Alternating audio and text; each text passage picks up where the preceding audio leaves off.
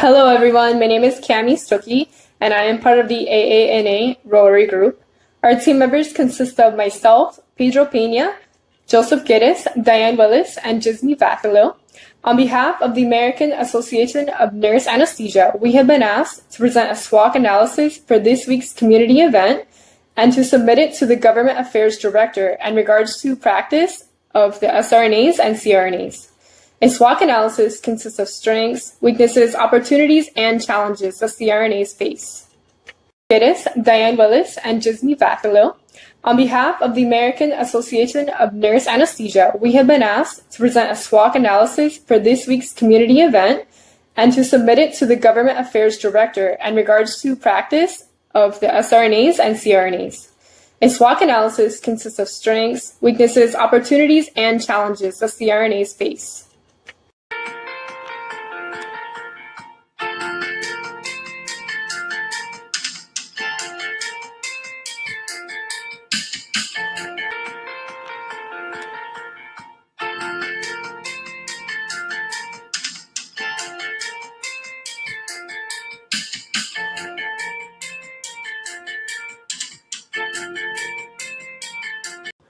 Thank you, Cami, for that great introduction. My name is Pedro Pena, and I'll be speaking to you about the strengths in our SWOC analysis. In order to fully comprehend the strengths of a certified registered nurse anesthetist, we have to look at the background, training, and education. Education tends to start with a college degree. This college degree allows us to sit down for the boards and get a registered nursing license. After that, we're required to work 1 to 2 years in a critical care environment to even be considered for an anesthesia program. Anesthesia programs go from 28 to 36 months in length, and they're structured like a residency program where there's a blend of clinical and classroom education. In fact, CRNAs and anesthesiologists undergo very similar classroom and clinical training in anesthesia care. It is this very training that allows CRNAs to provide comprehensive anesthesia care to patients before, during, and after surgical procedures. It is already known that CRNAs are the primary anesthesia providers for some rural places or some hard-to-reach places.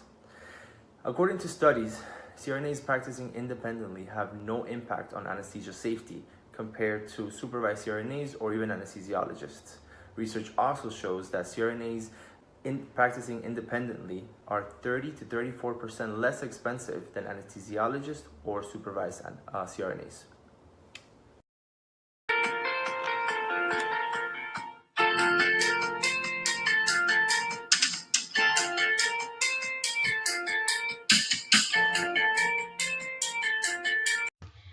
Hello.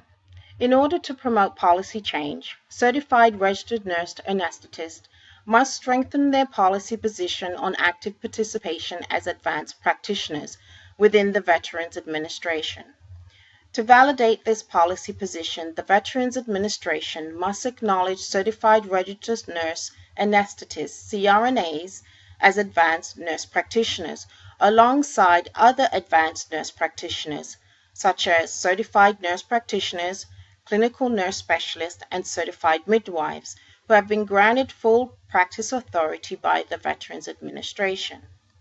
Research shows that the length of education may be disproportionate, but the quality of basic services provided remains comparable between the disciplines.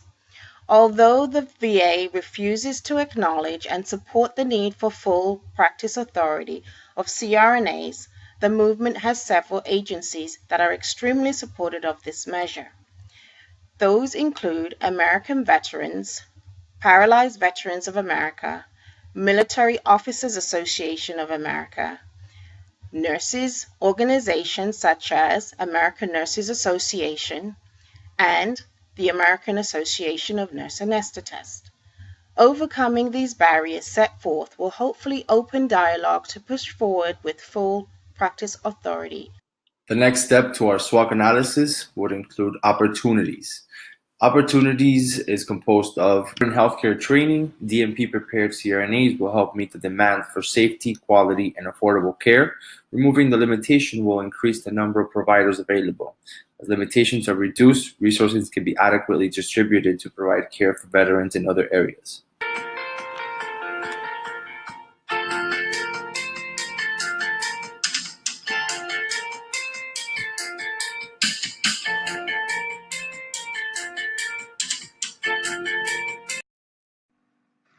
everyone, my name is Jismi Bathalel, and I am here today to speak to you about some of the challenges we as CRNAs may face when trying to push forward a plan that allows CRNAs to practice to the full extent of their education and licensure within the VA hospital system.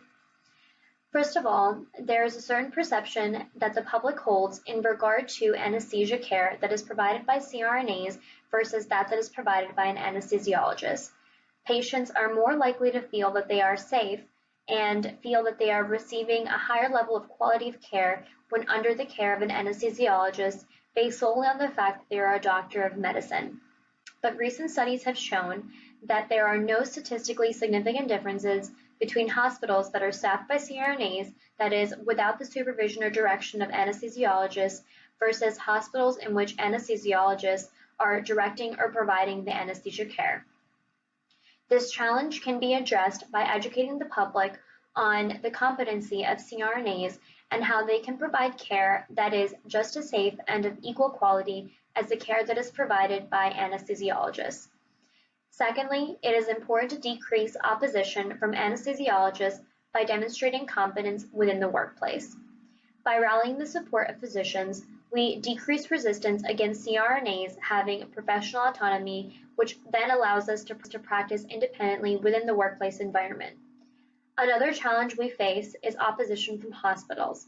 Many hospitals implement policies which require CRNAs to practice under the supervision of an anesthesiologist, although there is no legislation that requires CRNAs to be under medical direction or under the supervision of an anesthesiologist at all. Hospital boards need to be appealed to and need to have the benefits of employing CRNAs explained to them by allowing CRNAs to practice to the full extent of their education and licensure. Some examples of benefits would include cost effectiveness of employing CRNAs and also increasing the number of anesthesia providers that are available to provide anesthesia care within the facility itself. Lastly, as the number of practicing anesthesiologist assistants increase, the chance of physician resistance also increases. This is in addition to an increase in competition for opportunities to practice as a CRNA and an increase in controversy regarding the scope of practice of a CRNA versus that of an AA.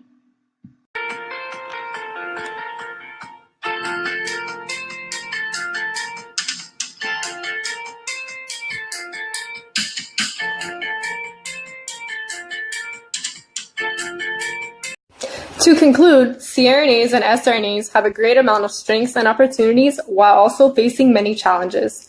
The future of our practice lies in the hands of our current practicing CRNAs as well as SRNAs advocating for our profession. Thank you for your time and consideration. A question and answer session will follow.